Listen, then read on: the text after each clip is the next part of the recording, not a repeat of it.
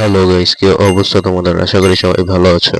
তোমরা যারা free fire tournament খেলো, আজকের ভিডিওটা তাদের জন্য, কারণ আমি এই ভিডিওর মধ্যে জানিয়ে দেব তোমাদের টপ 10 টুর্নামেন্ট ট্রিপ। তো চলো আর দেরি না করে আজকের এই ভিডিওটা শুরু করা যাক।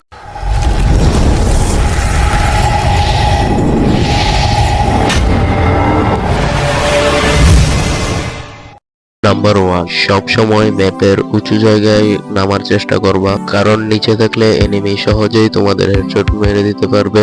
এই উঁচু জায়গা থেকে ফুল ম্যাপ কন্ট্রোল করা কিন্তু অনেক সহজ।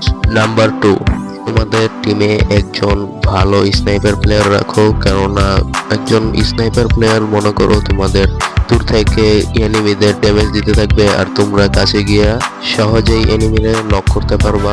নাম্বার 3, কখনোই টুর্নামেন্ট খেলতে গিয়ে একা একা রাশ করবা না, আর একজন প্লেয়ার নিয়ে তারপরে রাশ করবা, যাতে ওই প্লেয়ার তোমারে সাপোর্ট করতে পারে আর তুমি যদি নক হয়ে যাও তাহলে তোমারে রিভাইভ দিতে পারে সহজেই। তাই কখনো টুর্নামেন্টের মধ্যে একা একা রাশ করতে যাইবা না। নাম্বার 4, এনিমি ডাউন করার পর সাথে সাথে ফিনিশ করবা না, কারণ তার টিমমেট ওই সময় যেই কোনো জায়গা থেকে বাইরে আইবো ওরে রিভাইভ দেওয়ার জন্য, আর ওই সময় তোমরা তোমাদের টিমমেট নিয়ে তাদেরকে ওয়াইপ আউট করে দিতে পারবা খুব সহজেই। নাম্বার 5, টুর্নামেন্টে ল্যান্ড করার পর সাথে সাথে কখনোই ফাইট নিবা না। প্রথম জোন পর্যন্ত তোমরা শুধু পজিশনই ঠিক করবা, কারণ প্রথমেই যদি তোমাদের টিমমেট মরে যায় তাহলে কিন্তু পরে কামব্যাক করা অনেক কঠিন। নাম্বার 6, কখনোই জোনের জন্য বইসা থাকবা না যে জোন আসলে তারপরে এখান থেকে যাবো।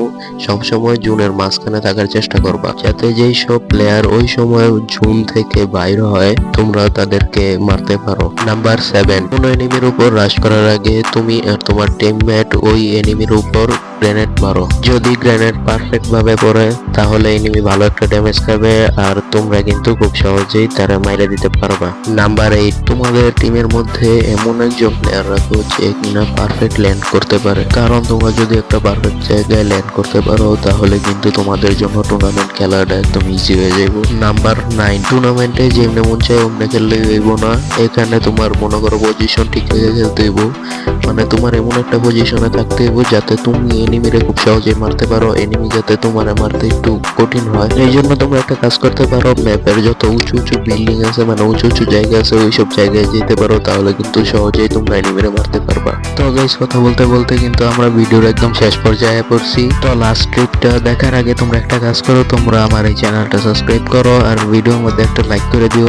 নাম্বার 10, তোমরা যারা টুর্নামেন্ট খেলো কিন্তু টুর্নামেন্টে উইন হইতে পারো না, তাদের কিন্তু একটা ভুল থাকে, যে ভুলটা কিন্তু মোটামুটি সবগুলো টুর্নামেন্ট প্লেয়ারই করে থাকে, আর ওই ভুলটা হইতেছে গিয়া ক্যারেক্টার কম্বিনেশন। হ্যাঁ ভাই, ঠিকই শুনছো, অনেকেই কিন্তু ক্যারেক্টার কম্বিনেশন করতে পারে না, যার কারণে কিন্তু অনেক প্লেয়ারই টুর্নামেন্টে উইন হইতে পারে না।